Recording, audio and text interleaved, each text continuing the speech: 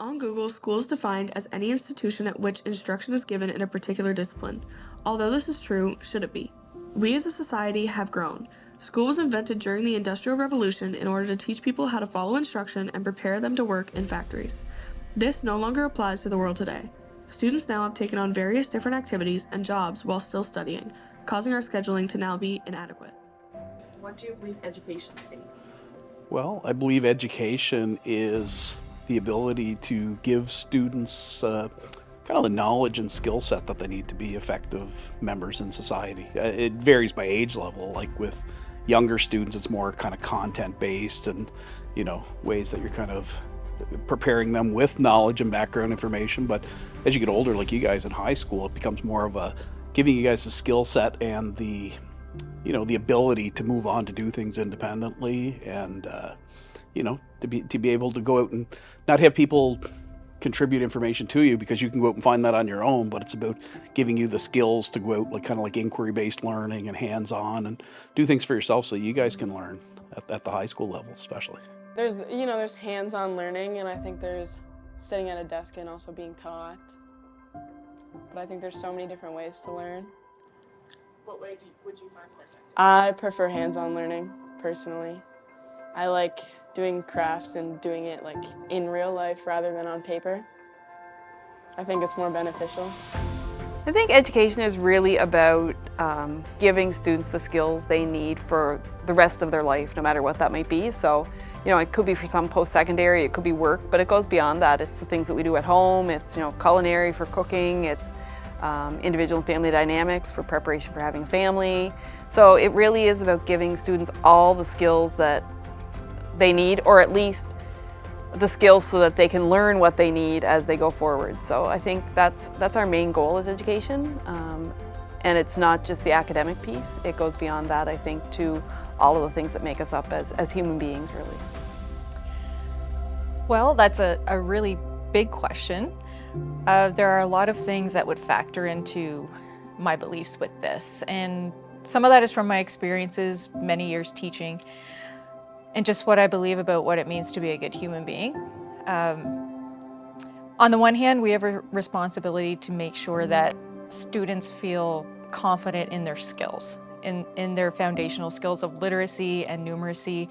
And when they have that foundation, then I think they have a greater confidence to maybe take risks in their education a little bit more. So there is that piece of the skills that are really important. On the other hand, we also have to consider that we are creating experiences that are engaging and that are relevant for kids, authentic learning experiences, and being able to take all of that and then apply it after they leave school. And we know now that after they leave school is a lot different than it was when I left school. When I left school, it was, I'm going to be in the same job for the rest of my life. And we know now with this generation that when kids do leave school, they're going to have multiple professions throughout their career. And so we have a significant job in making sure that they have the base skills, literacy, numeracy, problem solving, critical thinking skills to be able to apply that in those situations. And that human aspect that I had mentioned earlier as well, I think when we're creating those authentic experiences for students, we need to ensure that those experiences get students thinking about the world, the globe, how they can change the world for the better, whether it's environmental causes, social justice causes. So yeah, I guess we have a pretty big job to do with education and just ensuring that our students leave with those foundational skills and those characteristics that we would hope to see in humans in our world. That's a deep question. I mean, there's many things education can be. I think kind of from a government perspective, the purpose of education, one of the purposes, I guess there's many purposes to education, would be kind of that idea of national myth making, right? Telling our history, telling our culture, shaping our citizens to what our nation, whatever nation it is, expects citizens to be in that nation. So from kind of a omniscient point of view, from a national perspective, I suppose education is that, the shaping of citizens. From a more personal level, I think education is getting our youth prepared for the future, not only in the way of jobs, but to be contributing members of society, maybe especially contributing members of society, giving back to your community, giving back to the world, becoming global citizens would be kind of from a personal lens what I believe education should be. In Finland and Denmark, they have incorporated later start times into their school days. They have seen more productivity, and research has shown an increase in academics. They also include more breaks throughout the day, and their days end at an earlier time than normal. Why has our schooling system stayed the same throughout the changes in society? There is nothing that is slower to change than government and bureaucracy and structures that have existed. Even our buildings haven't changed. So, we have a lot more students with different needs now, and our buildings still look the exact same. So that's one of our challenges, is trying to make education and even just our physical structures fit the current realities of education. But I think it's just that whole government bureaucracy piece that makes us really slow to change. We still, we run on the same system as we did during the Industrial Revolution. So this is a question that I ask myself all the time, and I'm sure any teacher who's in education asks themselves this question as well. When I was doing my ed degree 20-some years ago, we were asking that same question, and it makes me wonder, why are we still asking it 20-some years later? And at the time, we thought it was kind of ridiculous that we were still using a system that was created during the Industrial Revolution. Our society has changed. We're not going to be leaving education now and doing one job for the rest of our lives. We're going to be doing multiple jobs. So we're not living in the Industrial Revolution anymore. And so that flexibility is needed, and it's something that we're finally starting to talk about, albeit the process is still a little bit slow. But things like the high school renewal program brought in by the Department of Education in the last couple of years is really about looking at that flexibility a little bit more and introducing things like micro credits, for example, so that students can further investigate areas of passion and actually get credit for that work. So I think we're moving in that direction. I would like to see it move a little bit faster. I think it's important to think about just change in general and how humans feel about change. It's a scary thing. And when we're looking at changing an entire system, that can be something that's very overwhelming. So that's why I think the process is slow. I think high school renewal is a step in the right direction, and I'm hoping that we're going to see more changes as we move forward. That's a good question, and one I'm not sure I have the exact answer to. I think, kind of structure-wise, we've actually we're very fortunate in our district here in Anglophone North that we've kind of gone outside of the box, as you've seen here, with things like the block program, the ICE Center, outdoor learning initiatives.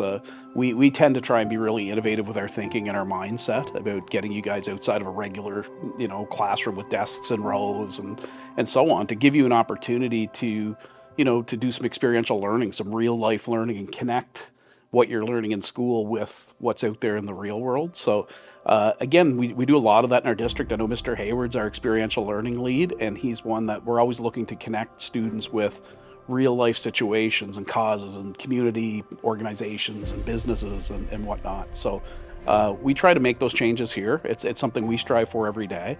I do know in terms of things like bells and set schedules and stuff like that, like some of those things still do exist. We've explored moving on from that, like, what would schools be like without bells, without time? But I guess you have to have some structures due to other things too, like there's, busing schedules, there's, childcare for younger ones that, parents are working, and there's set, kind of set schedules and stuff too. So there has to be some sort of structure, I guess, to the day. But in some cases, like we've always said with a bell, sometimes your best learning's taking place and you got, okay, stop learning right now. We have to leave and go to the next class.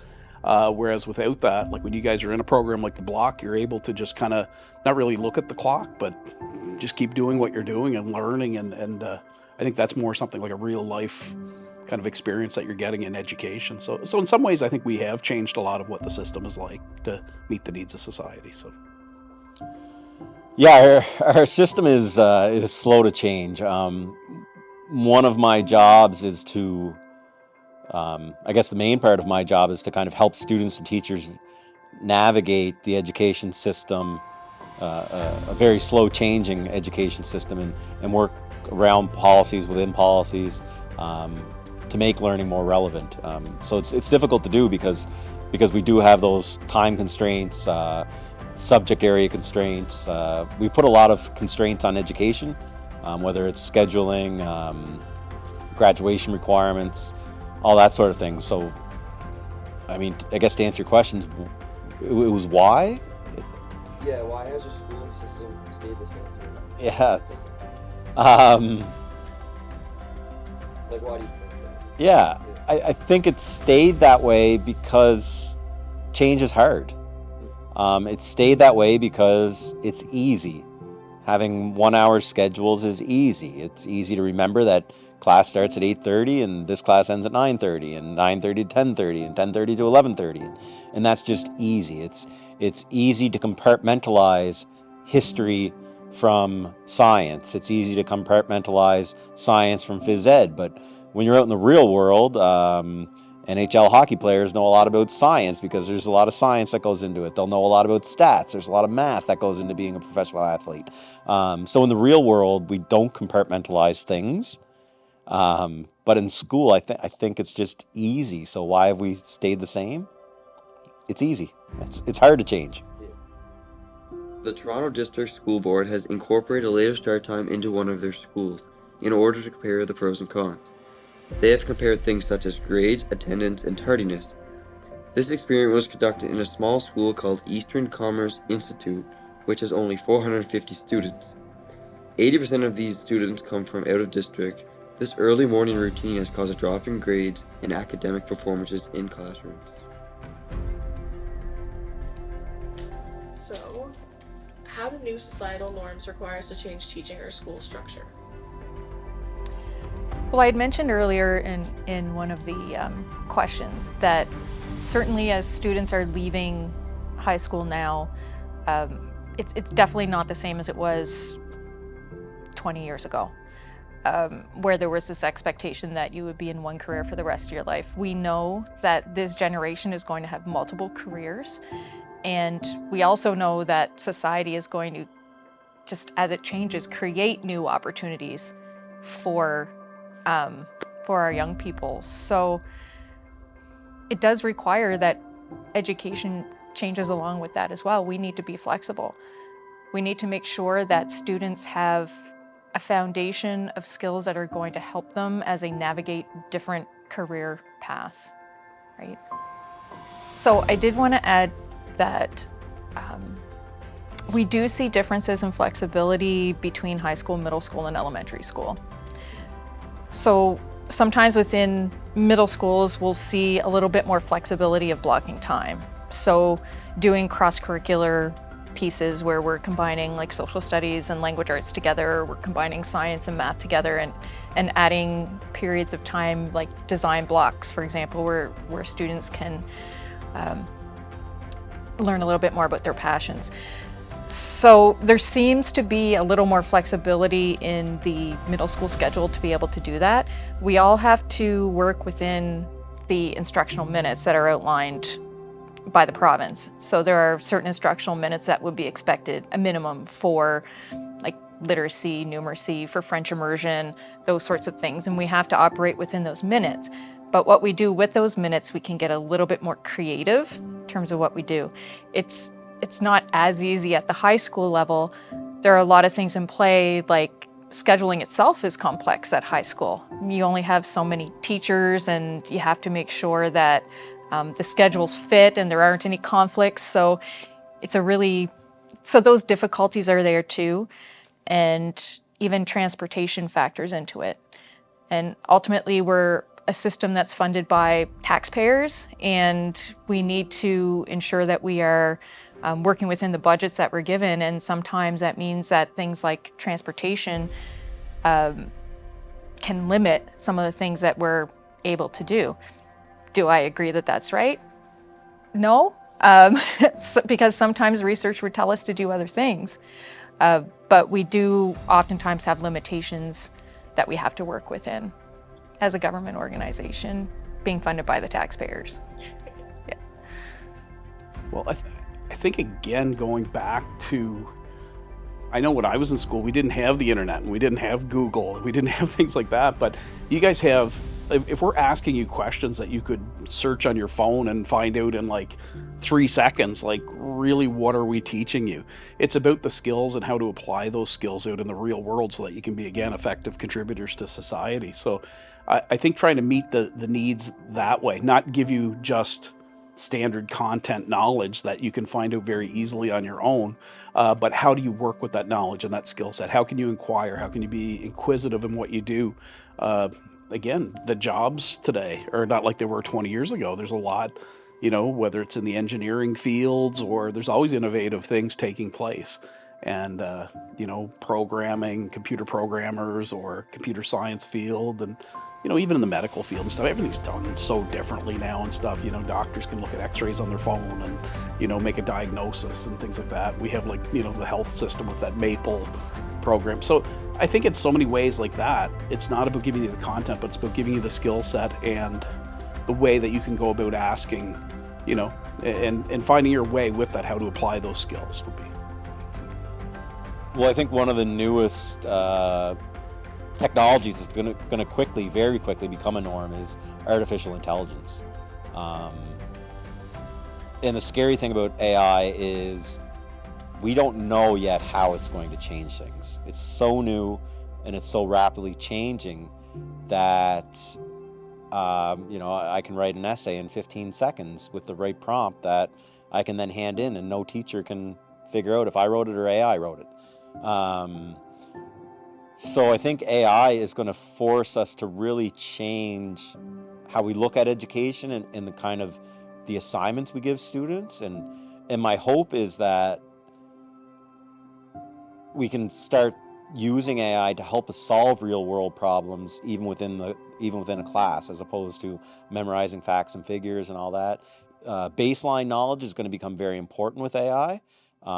But AI can really become a great personal assistant once you have that baseline knowledge to really propel your ideas, your thoughts, your passions, to really propel it forward, I think. So I think AI is going to dramatically change education, but as you pointed out earlier, we're so slow to change that I think we're going to have at least 5 years here of a struggle of how do we change and what do we change and what do we do and how do we do it, because it's going to be hard.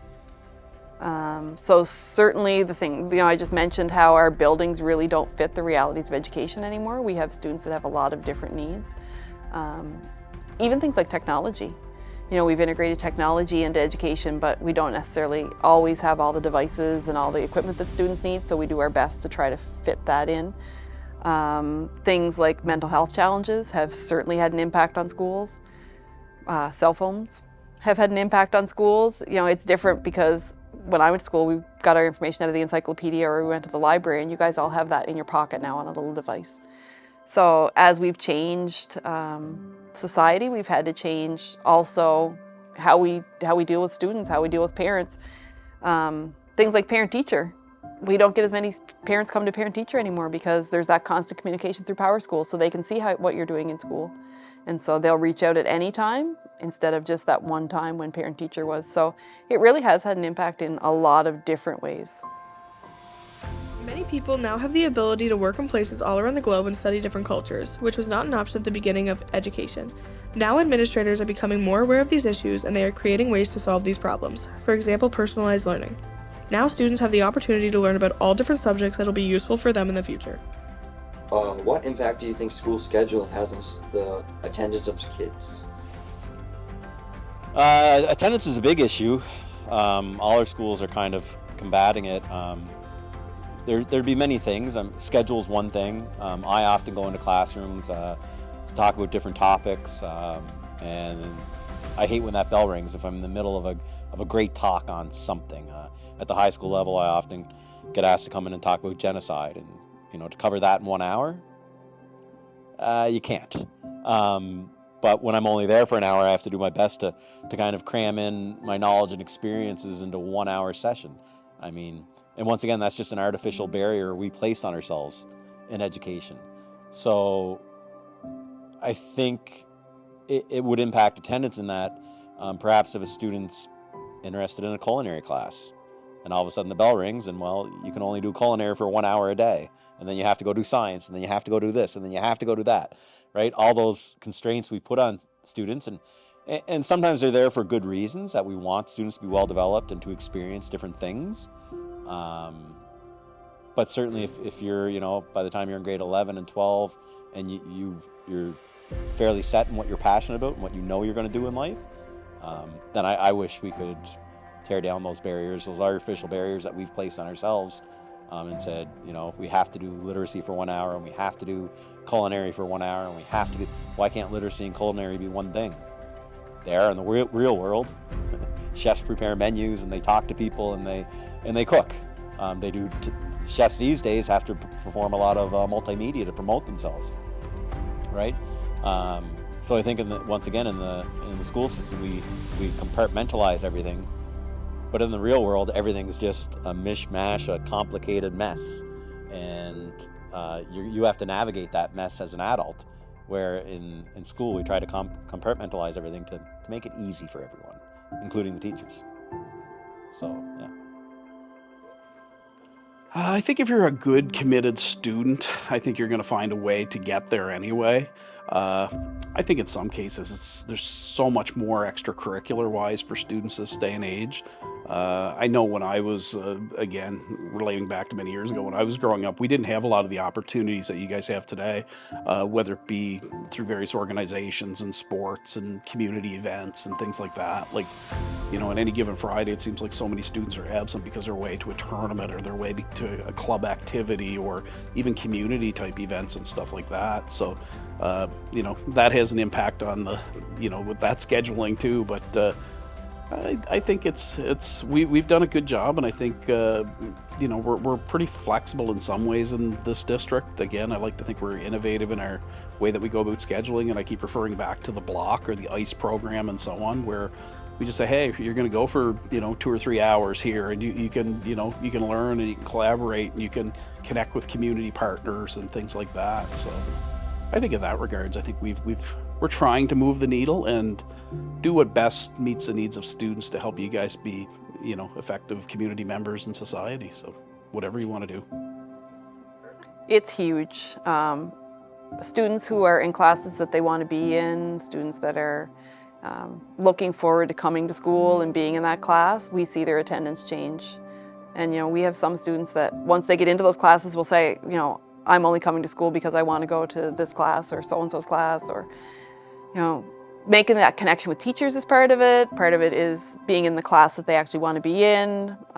Just all of those things help make this a place where students want to be, and then we do see attendance, a change. Yeah. So one impact it could have on attendance is the time of the day that it's starting. If research shows us that teenagers do require more sleep, perhaps that is affecting their ability to get here on time. That might be one. If there's a lack of flexibility in the scheduling, students might not see themselves in it, and that can decrease sense of belonging to the school. So if students eventually do get that opportunity to take some more elective style courses and micro courses that fit closer to what their interests are, maybe what their pathways are through high school and beyond, perhaps they'll see themselves more in their schedule and they'll come more. During puberty, the circadian clock within teens shifts and makes it harder to fall asleep until the late hours of the night. In Canada, 1 in 3 students do not get enough sleep at night. Do you believe students would learn better if school started at a later time? For example, 9. I think it varies by the students. I know in some cases, some adults would probably feel that same way too, that they'd be more on the ball if it started a little bit later. Again, I think it's a preferential thing. I think some people are up early and they learn best early on.